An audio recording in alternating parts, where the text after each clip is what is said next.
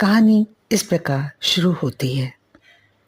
2 शताब्दियों से अधिक बीत गए हैं, पर चिंता देवी का नाम चला आता है। बुंदेलखंड के एक बीहड़ स्थान में आज भी मंगलवार को सहस्त्रों स्त्री पुरुष चिंता देवी की पूजा करने आते हैं।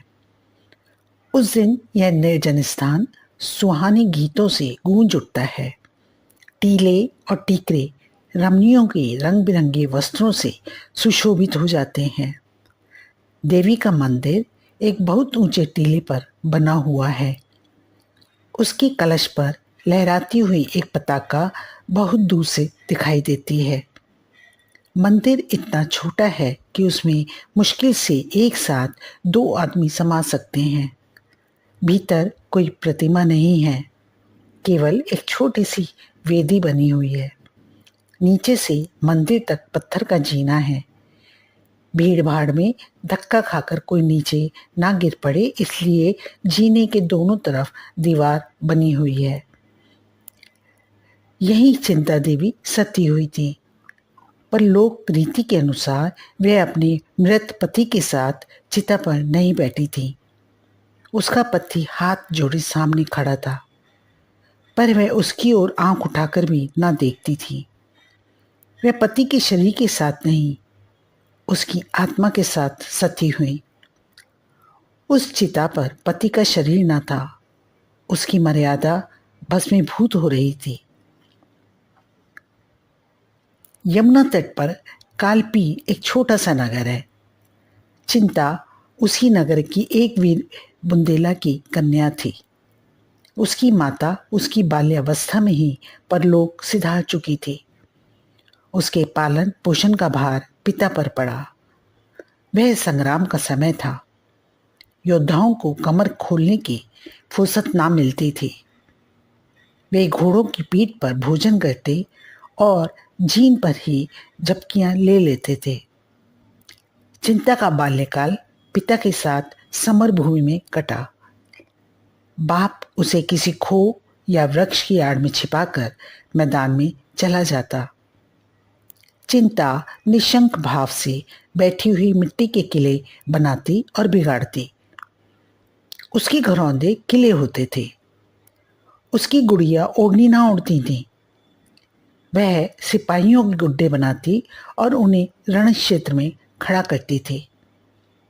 कभी कभी उसका पिता संध्या समय भी ना लौटता, पर चिंता को भय छू तक ना गया था। निर्जन स्थान में भूखी प्यासी रात भर बैठी रह जाती। उसने नेवले और सियार की कहानियां कभी ना सुनी थी। वीरों की आत्मोत्सर्ग की कहानियां, और वह भी योद्धाओं के मुंह से सुन सुनकर वह आदर्श वादिनी बन गई थी। एक बार 3 दिन तक चिंता को अपने पिता की खबर ना मिली। वह एक पहाड़ की खो में बैठी मन ही मन एक ऐसा किला बना रही थी जिसे शत्रु किसी भांति जान न सके। दिन भर वह उसी किले का नक्शा सोचती और रात को उसी किले का स्वप्न देखती। तीसरे दिन संध्या समय उसके पिता के कई साथियों ने आकर उसके सामने रोना शुरू किया। चिंता ने विस्मित होकर पूछा, दादाजी कहाँ हैं? तुम लोग क्यों रोते हो? किसी ने इसका उत्तर ना दिया। वे जोर से धाड़े मार मार कर रोने लगे। चिंता समझ गई कि उसके पिता ने वीर गति पाई। उस 13 वर्ष की बालिका की आंखों से आंसू की एक बूंद भी ना गिरी। मुख जरा भी मलिन ना हुआ। एक आह भी ना निकली। हंसकर बोली, अगर उन्होंने वीर गति पाई तो तुम लोग रोते क्यों हो? योद्धाओं के लिए इससे बढ़कर और कौन सी मृत्यु हो सकती है? इससे बढ़कर उसकी वीरता का और क्या पुरस्कार हो सकता है? यह रोने का नहीं, आनंद मनाने का अवसर है। एक सिपाही ने चिंतित स्वर में कहा, हमें तुम्हारी चिंता है, तुम अब कहाँ रहोगी? चिंता ने गंभीरता से कहा, इसकी तुम चिंता ना करो दादा, मैं अपने बाप की बेटी हूँ। जो कुछ उन्होंने किया वही मैं भी करूंगी। अपनी मातृभूमि को शत्रुओं के पंजे से छुड़ाने में उन्होंने प्राण दे दिए। मेरे सामने भी वही आदर्श है। जाकर अपने आदमियों को संभालिए। मेरे लिए एक घोड़ा और हथियारों का प्रबंध कर दीजिए। ईश्वर ने चाहा तो आप लोग मुझे किसी से पीछे ना पावेंगे, लेकिन यदि मुझे पीछे हटते देखना तो तलवार के एक हाथ से उस जीवन का अंत कर देना। यही मेरी आपसे विनय है। जाइए, अब विलंब ना कीजिए। सिपाहियों को चिंता के वीर वचन सुनकर कुछ भी आश्चर्य नहीं हुआ।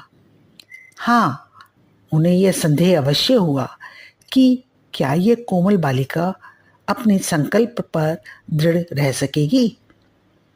5 वर्ष बीत गए। समस्त प्रांत में चिंता देवी की धाक बैठ गई। शत्रुओं के कदम उखड़ गए। वह विजय की सजीव मूर्ति थी।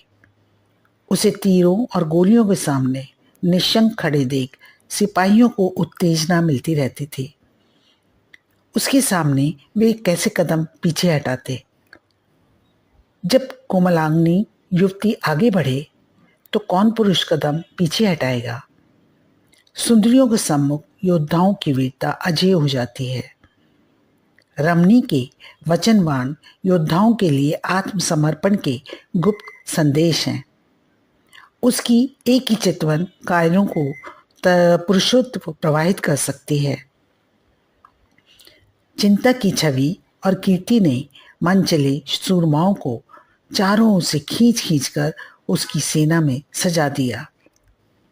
जान पर खेलने वाले भौरे चारों ओर से आकर उस फूल पर मंडराने लगे। इन्हीं योद्धाओं में रतन सिंह नाम का एक युवक राजपूत भी था।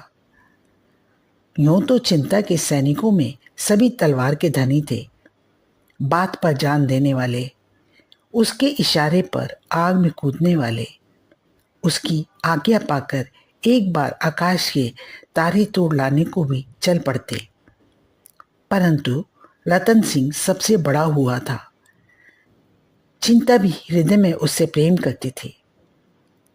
रतन सिंह अन्य वीरों की भांति अक्खड़, मुंहफट या घमंडी ना था। और लोग अपनी कीर्ति को बढ़ा चढ़ाकर बयान करते, आत्म प्रशंसा करते हुए उनकी जुबान न रुकती थी। वे जो कुछ करते चिंता को दिखाने के लिए। उनका ध्येय अपना कर्तव्य ना था, चिंता थी। रतन सिंह जो कुछ करता शांत भाव से।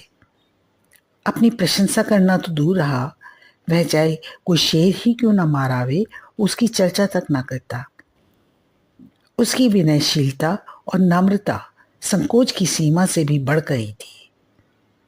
औरों के प्रेम में विलास था, पर रतन सिंह के प्रेम में त्याग और तप। और लोग मीठी नींद सोते थे, पर रतन सिंह तारे गिन गिन कर रात काटता था।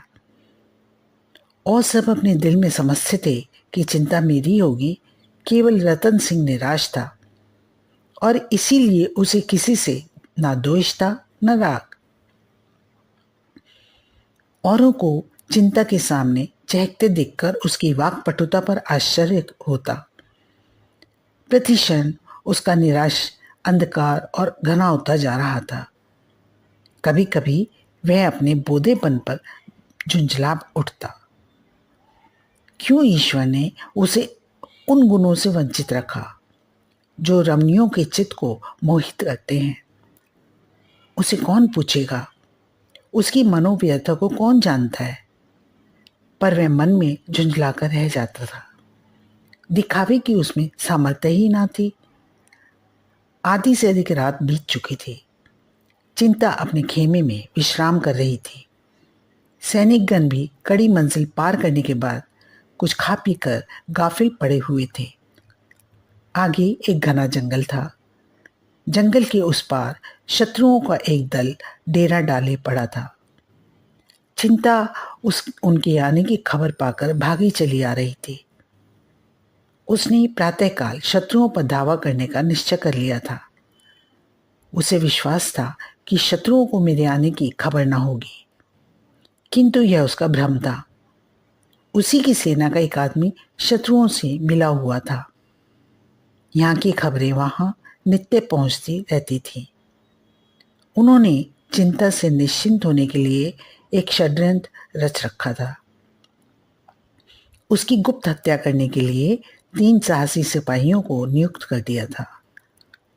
वे तीनों हिंस्र पशुओं की भांति दबे पांव जंगल को पार करके आए और वृक्षों की आड़ में खड़े होकर सोचने लगे कि चिंता का खेमा कौन सा है। सारी सेना बेखबर सो रही थी। इससे उन्हें अपने कार्य की सिद्धि में लेश मात्र संदेह ना था। वे वृक्षों की आड़ से निकले और जमीन पर मगर की तरह रेंगते हुए चिंता के खेमे की ओर चले। सारी सेना बेखबर सोती थी। पहरे के सिपाही थक कर चूर हो जाने के कारण निद्रा में मगन हो गए थे। केवल एक प्राणी खेमे के पीछे मारे ठंड के सिकड़ा हुआ बैठा था। यह रतन सिंह था। आज उसने यह कोई नई बात ना की थी। पहाड़ों में उसकी रातें इसी भांति चिंता के खेमे के पीछे बैठे बैठे कटती थी। घातकों की आहट पाकर उसने तलवार निकाल ली और चौक पर खड़ा हो गया।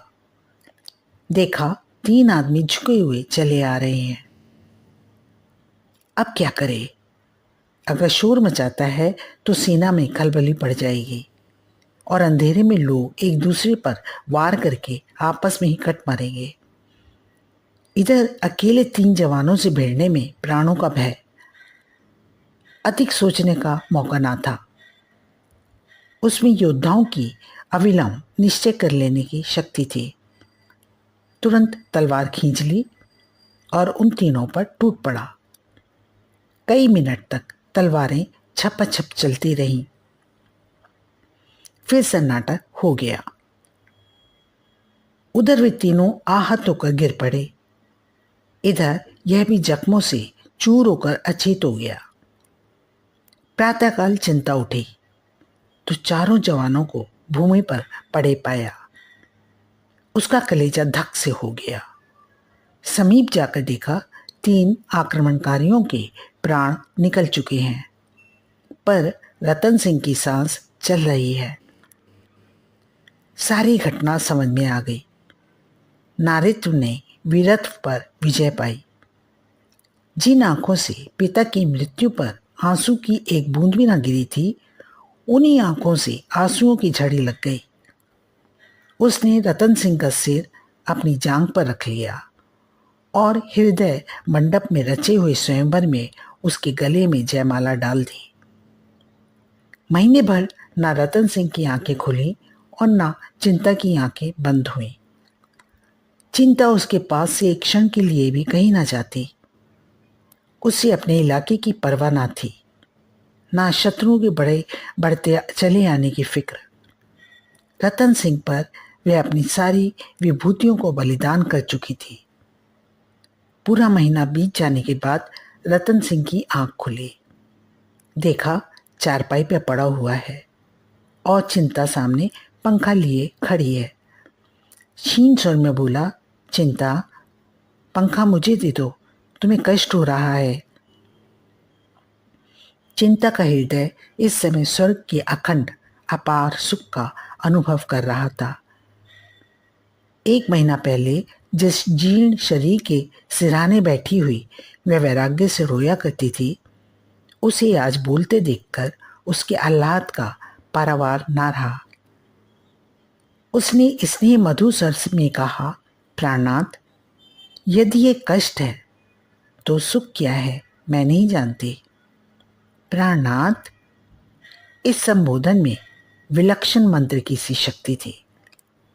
रतन सिंह की आंखें चमक उठी। जीर्ण मुद्रा प्रदीप्त हो गई। नसों में एक नए जीवन का संचार हो गया। वह जीवन कितना स्फूर्तिमय था, उसमें कितना उत्साह था, कितना माधुर्य, कितना उल्लाम और कितनी करुणा थी। रतन सिंह के अंग अंग फड़कने लगे। उसे अपनी भुजाओं में अलौकिक पराक्रम का अनुभव होने लगा। ऐसा जान पड़ा मानो वह सारे संसार का को विजय कर सकता है, उड़कर आकाश पर पहुंच सकता है, पर्वतों को चीर सकता है। एक क्षण के लिए उसे ऐसी तृप्ति हुई मानो उसकी सारी अभिलाषाएं पूरी हो गई, मानो वह अब किसी से कुछ नहीं चाहता। शायद शिव को सामने खड़े देखकर भी वह मुंह फेर लेगा, कोई वरदान ना मांगेगा। उसे अब किसी रिद्धि की, किसी पदार्थ की इच्छा ना थी। उसे गर्व हो रहा था, मानो उससे अधिक सुखी, उससे अधिक भाग्यशाली पुरुष संसार में और कोई ना होगा। चिंता अभी अपना वाक्य पूरा ना कर पाई थी, उसी प्रसंग में बोली, हाँ, आपको मेरे कारण अलबत्ता दुस्सह यातना भोगनी पड़ी। रतन सिंह ने उठने की चेष्टा करके कहा, बिना तप के सिद्धि नहीं मिलती। चिंता ने रतन सिंह को कोमल हाथों से लिटाते हुए कहा, इस सिद्धि के लिए तुमने तपस्या नहीं की थी। झूठ क्यों बोलते हो? तुम केवल एक अबला की रक्षा कर रहे थे। यदि मेरी जगह कोई दूसरी स्त्री होती तो भी तुम इतने ही प्राणपण से उसकी रक्षा करते। मुझे इसका विश्वास है। मैं तुमसे सत्य कहती हूँ, मैंने आजीवन ब्रह्मचारिणी रहने का प्रण कर लिया था, लेकिन तुम्हारे आत्मोत्सर्ग ने मेरे प्रण को तोड़ डाला। मेरा पालन योद्धाओं की गोद में हुआ है। मेरा हृदय उसी पुरुष सिंह के चरणों पर अर्पण हो सकता है जो प्राणों पर खेल सकता हो। रसिकों के हाल, हास विलास, गुंडों के रूप रंग और फैवतों के दाव घात का मेरी दृष्टि में रत्ती भर भी मूल्य नहीं। उनकी नट विद्या को मैं केवल तमाशे की तरह देखती हूँ। तुम्हारे हृदय में मैंने सच्चा उत्सर्ग पाया और तुम्हारी दासी हो गई। आज से नहीं, बहुत दिनों से। प्रणय की पहली रात थी। चारों ओर सन्नाटा था। केवल दोनों प्रेमियों के हृदय में अभिलाषाएं लहरा रही थीं। चारों ओर अनुरागमयी चांदनी छिटकी हुई थी और उसकी हास्यमयी छटा में वर और वधू प्रेमालाप कर रहे थे। सहसा खबर आई कि शत्रुओं की एक सेना किले की ओर बढ़ी चली जाती है। चिंता चौंक पड़ी। रतन सिंह खड़ा हो गया और खूंटी से लटकी हुई तलवार उतार ली। चिंता ने उसकी ओर कातर स्नेह की दृष्टि से देखकर कहा, कुछ आदमियों को उधर भेजो, तुम्हारे जाने की क्या जरूरत है? रतन सिंह ने बंदूक कंधे पर रखते हुए कहा, मुझे भय है कि आपके वे लोग बड़ी संख्या में आ रहे हैं। चिंता, तो मैं भी साथ चलूं? नहीं, मुझे आशा है वे लोग ठहर ना सकेंगे। मैं एक ही धावे में उनके कदम उखाड़ दूंगा। यह ईश्वर की इच्छा है कि हमारी प्रणय रात्रि विजय रात्रि हो। चिंता, ना जाने क्यों मन कातर हो रहा है। जाने देने को जी नहीं चाहता। रतन सिंह ने इस सरल अनुरक्त आग्रह से विह्वल होकर चिंता को गले लगा लिया और बोले, मैं सवेरे तक लौट आऊंगा प्रिय। चिंता पति के गले में हाथ डालकर आंख में आंसू भरे हुए बोली, मुझे भय है तुम बहुत दिनों में लौटोगे। मेरा मन तुम्हारे साथ रहेगा। जाओ, पर रोज खबर भेजते रहना। तुम्हारे पैरों पड़ती हूँ। अवसर का विचार करके धावा करना। तुम्हारी आदत है कि शत्रु को देखते ही आकुल हो जाते हो और जान पर खेलकर टूट पड़ते हो। तुमसे मेरा यही अनुरोध है कि अवसर देखकर काम करना। जाओ, जिस तरह पीठ दिखाते हो उसी तरह मुंह भी दिखाओ। चिंता का हृदय कातर हो रहा था। वहां पहले केवल विजय लालसा का आधिपत्य था, पर अब भोग विलास की प्रधानता थी। वही वीरबाला जो सिंहनी की तरह गरज कर शत्रुओं के कलेजे कपा देती थी, आज इतनी दुर्बल हो रही थी कि रतन सिंह घोड़े पर सवार हुआ तो आप उसकी कुशल कामना से मन ही मन देवी को मनौतियां कर रही थी। जब तक वह वृक्षों की ओट में छिप ना गया, वह खड़ी उसे देखती रही। फिर वह किले के सबसे ऊंचे बुर्ज पर चढ़ गई और घंटों उसी तरह ताकती रही। वहां शून्य था। पहाड़ियों ने कभी का रतन सिंह को अपनी ओट में छिपा लिया था, पर चिंता को ऐसा जान पड़ता था कि वे सामने चले जा रहे हैं। जब उषा की लोहित छवि वृक्षों की आड़ से झांकने लगी तो उसकी मोह विस्मृति टूट गई। मालूम हुआ चारों ओर शून्य है। वह रोती हुई बुर्ज से उतरी और शैया में मुंह ढांपकर रोने लगी। रतन सिंह के साथ मुश्किल से 100 आदमी थे, किंतु सभी मंझे हुए, अफसर और संख्या को तुच्छ समझने वाले, अपनी जान के दुश्मन। वे वीरोल्लास से भरे हुए वीर रसपूर्ण पद गाते हुए घोड़ों को बढ़ाए चले जाते थे। बाकी तेरी पाक सिपाही, इसकी रखना लाज, देख तबर कुछ काम ना आए, बख्तर डाल व्यर्थ हो जावे। रखियो मन में लाग, सिपाही बाकी तेरी पाक, इसकी रखना लाज। पहाड़ियां इन वीर स्वरों से गूंज रही थी, घोड़ों की टाप ताल दे रही थी। यहां तक कि रात बीत गई। सूर्य ने अपनी लाल आंखें खोल दी और वीरों पर अपनी स्वर्ण छटा की वर्षा करने लगी। वहीं रक्त में प्रकाश में शत्रुओं की सेना एक पहाड़ी पर पड़ाव डाले हुई नजर आई। रतन सिंह सिर झुकाए, व्यथित हृदय को दबाए मंद गति से पीछे पीछे चला आता था। कदम आगे बढ़ाता था पर मन पीछे हटाता था। आज जीवन में पहली बार दुश्चिंताओं ने उसे आशंकित कर रखा था। कौन जानता है लड़ाई का अंत क्या होगा। जिस स्वर्ग सुख को छोड़कर वह आया था, उसकी स्मृतियां रह रहकर उसके हृदय को महसूस रही थीं। चिंता की सजल आंखें याद आती थीं और जी चाहता था कि घोड़े की रास पीछे मोड़ ले। प्रतिक्षण रणोत्साह क्षीण होता जाता था। सहसा एक सरदार ने समय पार कर कहा, भैया मैं देखो ऊंची पहाड़ी पर शत्रु डेरे डाले पड़ा है, तुम्हारी अब क्या राय है। हमारी तो यह इच्छा है कि तुरंत उन पर धावा कर दें। गाफिल पड़े हुए हैं, भाग खड़े होंगे। देर करने में वे भी संभल जाएंगे और तब मामला नाजुक हो जाएगा। 1000 से कम ना होंगे। रतन सिंह ने चिंतित नेत्रों से शत्रु दल की ओर देखकर कहा, हाँ मालूम तो होता है। सिपाही तो धावा कर दिया जाए ना। रतन, जैसी तुम्हारी इच्छा। संख्या अधिक है यह सोच लो। सिपाही, इसकी परवाह नहीं, हम इससे बड़ी सेनाओं को परास्त कर चुके हैं। रतन सिंह, यह सच है, पर आग में कूदना ठीक नहीं। सिपाही भैया, तुम क्या कहते हो। सिपाही का तो जीवन ही आग में कूदने के लिए है। तुम्हारी हुक्म की देर है, फिर हमारा जीवन देखना। रतन सिंह, अभी हम लोग बहुत थके हुए हैं, जरा विश्राम कर लेना अच्छा है।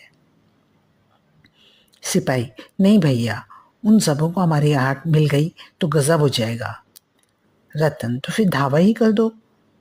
एक क्षण में योद्धाओं ने घोड़ों की बागें उठा दी और संभले हुए शत्रु सेना पर लपके। किंतु पहाड़ी पर पहुंचते ही उन लोगों को मालूम हो गया कि शत्रु दल काफिल नहीं थे। उन लोगों ने उनके विषय में जो अनुमान किया था वह मिथ्या था। वे सजग ही नहीं थे, बल्कि स्वयं किले पर धावा करने की तैयारियां कर रहे थे। इन लोगों ने जब उन्हें सामने आते देखा तो समझ गए भूल हुई, लेकिन अब सामना करने के सिवा चारा ही क्या था। फिर भी वे निराश ना हुए। रतन सिंह जैसे कुशल योद्धा के साथ उन्हें कोई शंका ना थी। वह इससे भी कठिन अवसरों पर अपने रण कौशल से विजय लाभ कर चुका था। क्या आज भी अपना जौहर ना दिखावेगा। सारी आंखें रतन सिंह को खोज रही थीं, पर उसका कहीं पता ना था। कहाँ चला गया यह कोई ना जानता था। पर वह कहीं नहीं जा सकता। अपने साथियों को इस कठिन अवस्था में छोड़कर वह कहीं नहीं जा सकता। संभव नहीं। अवश्य वह यही है और हारी हुई बाजी को जीतने की कोई युक्ति सोच रहा है। एक क्षण में शत्रु इनके सामने आ पहुंचे। इतनी बहुसंख्यक सेना के सामने यह मुट्ठी भर आदमी क्या कर सकते थे।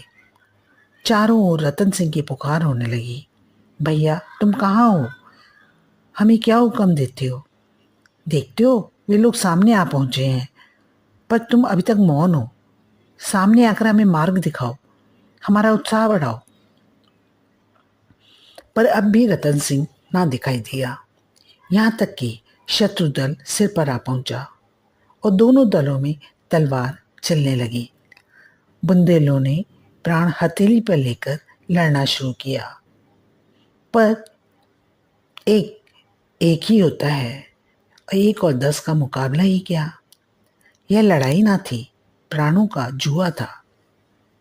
बुंदेलों में निराशा का अलौकिक बल था। खूब लड़े पर क्या मजाल के कदम पीछे हटे। उनमें अब जरा भी संगठन ना था, जिससे जितना आगे बढ़ते बना बढ़ा, अंत क्या होगा इसकी चिंता को सोचे बिना। कोई तो शत्रुओं की चीखता हुआ सेनापति के पास पहुंच गया, कोई उसके हाथी पर चढ़ने की चेष्टा करते मारा गया। उनका अमानुषिक साहस देखकर शत्रुओं के मुंह से भी वाह वाह निकलती थी। लेकिन ऐसे योद्धाओं के नाम पाया है, विजय नहीं पाई। 1 घंटे में रंगमंच का पर्दा गिर गया, तमाशा खत्म हो गया। एक आंधी थी जो आई और वृक्षों को उखाड़ती हुई चली गई। संगठित रहकर के ये मुट्ठी भर आदमी दुश्मनों के दांत खट्टे कर देते, परंतु जिस पर संगठन का भार था उसका कहीं पता न था। विजयी मराठों ने एक एक लाश ध्यान से देखी। रतन सिंह उनकी आंखों में खटकता था, उसी पर उनके दांत लगे थे। रतन सिंह के जीते जी उन्हें नींद न आती थी। लोगों ने पहाड़ी की एक एक चट्टान का मंथन कर डाला, पर रतन ना हाथ आया। विजय हुई पर अधूरी। चिंता के हृदय में आज न जाने क्यों भांति भांति की शंकाएं उठ रही थीं। वह कभी इतनी दुर्बल ना थी। बुंदेलों की हार ही क्यों होगी, इसका कोई कारण तो वह ना बता सकती थी, पर वह भावना उसके विकल हृदय से किसी तरह ना निकलती थी। उस अभागिन के भाग्य में प्रेम का सुख भोगना लिखा होता तो क्यों बचपन में ही मां मर जाती। पिता के साथ वन वन घूमना पड़ता, खोहों और कंदराओं में रहना पड़ता, और वह आश्रय भी तो बहुत दिन ना रहा। पिता भी मुंह मोड़कर चल दिए, तब से उसे एक दिन भी तो आराम से बैठना नसीब ना हुआ। विधाता क्या अब अपना क्रूर कौतुक छोड़ देगा? आह! उसके दुर्बल हृदय में इस समय एक विचित्र भावना उत्पन्न हुई। ईश्वर उसके प्रियतम को आज सकुशल लावे तो वह उसे लेकर किसी दूर के गांव में जा बसेगी, पतिदेव की सेवा और आराधना में जीवन सफल करेगी, इस संग्राम से सदा के लिए मुंह मोड़ लेगी। आज पहली बार नारीत्व का भाव उसके मन में जागृत हुआ। संध्या हो गई थी। सूर्य भगवान किसी हारे हुए सिपाही की भांति मस्तक झुकाए कोई आड़ खोज रहे थे। सहसा एक सिपाही नंगे सिर, नंगे पांव, निशस्त्र उसके सामने आकर खड़ा हो गया। चिंता पर वज्रपात हो गया। एक क्षण वह मर्माहत से बैठी रही, फिर उठकर घबराई हुई सैनिक के पास आई और आतुर स्वर में पूछा, कौन कौन बचा? सैनिक ने कहा, कोई नहीं, कोई नहीं, कोई। चिंता सर पकड़कर भूमि पर बैठ गई। सैनिक ने फिर कहा, मराठे समीप आ पहुंचे। समीप आ पहुंचे? बहुत समीप। तो तुरंत चिता तैयार करो, समय नहीं है। अभी हम लोग तो सिर कटाने को हाजिर ही हैं। तुम्हारी जैसी इच्छा, मेरे कर्तव्य का तो यही अंत है। किला बंद करके हम महीनों लड़ सकते हैं, तो जाकर लड़ो। मेरी लड़ाई अब किसी से नहीं। एक ओर अंधकार प्रकाश को पैरों तले कुचलता चला जाता था, दूसरी ओर विजयी मराठे लहराते हुए खेतों को और इधर किले में चिता बन रही थी। जो ही दीपक जले, चिता में भी आग लगी। सती चिंता 16 श्रृंगार किए अनुपम छवि दिखाती हुई प्रसन्नमुख अग्निमार्ग से पति लोक की यात्रा करने जा रही थी। चिता के चारों ओर स्त्री और पुरुष एकत्रित थे। शत्रुओं ने किले को घेर लिया था। इसका किसी को फिक्र ना थी। शोक और संताप से सबके चेहरे उदास और सिर झुके हुए थे। अभी कल इसी आंगन में विवाह का मंडप सजाया गया था। जहां इस समय चिता सुलग रही है, वहीं कल हवन कुंड था। कल भी इसी भांति अग्नि की लपटें उठ रही थीं। इसी भांति लोग जमा थे। पर आज और कल के दृश्यों में कितना अंतर है। हाँ, स्थूल नेत्रों के लिए अंतर हो सकता है, पर वास्तव में यह उसी यज्ञ की पूर्ण आहुति है, उसी प्रतिज्ञा का पालन है। सहसा घोड़ों की टापों की आवाजें सुनाई देने लगी। मालूम होता था कोई सिपाही घोड़े को सरपट भगाता चला आ रहा है। एक क्षण में टापों की आवाजें बंद हो गईं और एक सैनिक आंगन में दौड़ा हुआ आ पहुंचा। लोगों ने चकित होकर देखा, यह रतन सिंह था। रतन सिंह चिता के पास जाकर हाफता हुआ बोला, प्रिय, मैं तो अभी जीवित हूं। यह तुमने क्या कर डाला? चिता में आग लग चुकी थी। चिता की साड़ी से अग्नि की ज्वाला निकल रही थी। रतन सिंह उन्मत्त की भांति चिता में घुस गया और चिंता का हाथ पकड़कर उठाने लगा। लोगों ने चारों ओर से लपक लपक कर चिता की लकड़ियां हटानी शुरू की, पर चिंता ने पति की ओर आंख उठाकर भी ना देखा, केवल हाथों से उसे दूर हट जाने का संकेत किया। रतन सिंह सिर पीट कर बोला, हाय प्रिय, तुम्हें क्या हो गया है?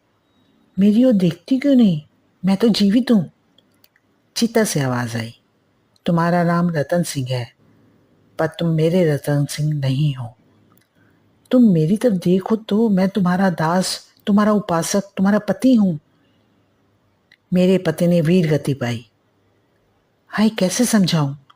अरे लोगों, किसी भांति अग्नि को शांत करो। मैं रतन सिंह ही हूं प्रिय, क्या तुम मुझे पहचानती नहीं हो?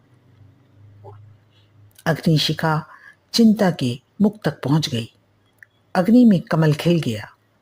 चिंता स्पष्ट स्वर में बोली, खूब पहचानती हूं, तुम मेरे रतन सिंह नहीं। मेरा रतन सिंह सच्चा शूर था।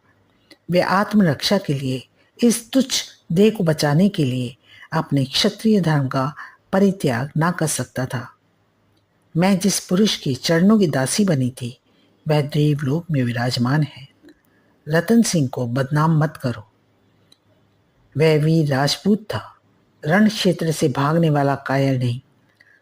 अंतिम स्वर निकले ही थे कि अग्नि की ज्वाला चिंता के सिर के ऊपर जा पहुंची। फिर एक क्षण में वे अनुपम रूप राशि, वे आदर्श वीरता की उपासिका, व सच्ची सती अग्नि राशि में विलीन हो गई। रतन सिंह चुपचाप हतबुद्धि सा खड़ा यह शोक में दृश्य देखता रहा। फिर अचानक एक ठंडी सांस खींचकर उसी चिता में कूद पड़ा। कहानी समाप्त हुई। सुनने के लिए बहुत बहुत धन्यवाद। आशा करती हूँ अगर आपको कहानी पसंद आई है तो आप अपने उद्गार अवश्य लिखेंगे। धन्यवाद।